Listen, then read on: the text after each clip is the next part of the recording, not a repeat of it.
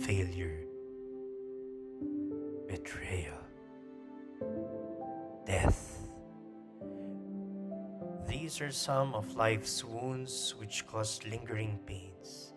So we run to the old adage, time heals.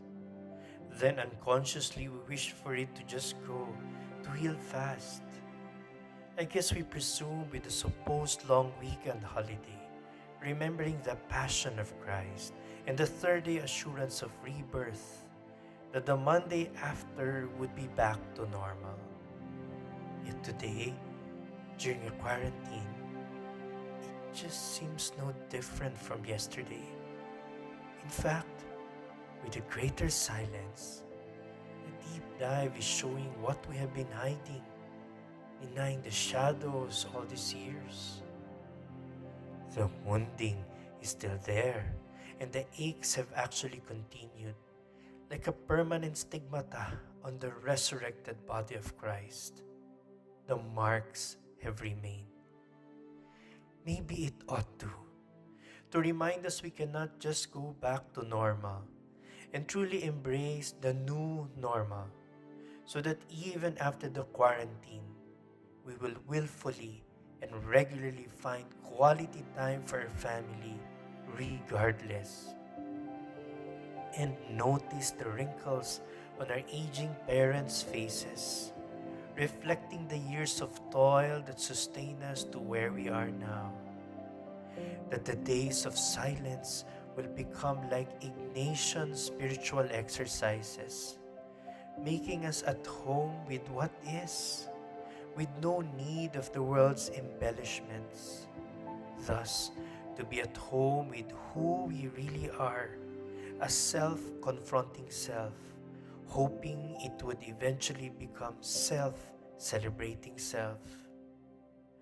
Fast food becomes slow food, as common mealtime becomes the only major event in our calendar to teach us to relish.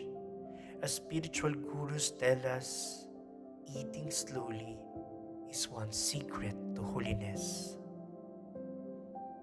Hopefully, in the process, we get to savor every taste, not only the recipe on the table, but the spiritual food that is truly nourishing of our souls.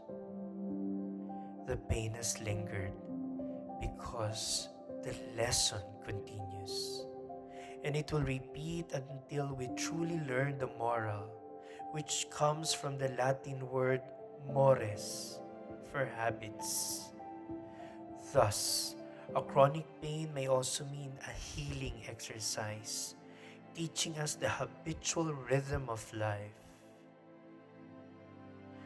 I went through an excruciating failure in my life, born of seeming betrayals, which caused countless deaths, status,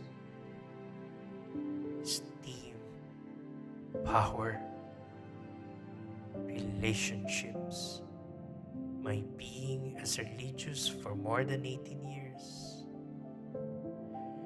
The pains, I confess, still linger, and yet they have become my salvation, to remind me that the compulsion to go back to the old, to while away the hurt, would only repeat the cycle of pain.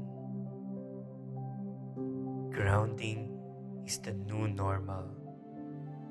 Bottoming leads us to bottom lines. So even if the pains would linger and may even overwhelm us like chaotic waves of stormy seas, realize the bedrock remains the same. The pain may linger, but remember, Easter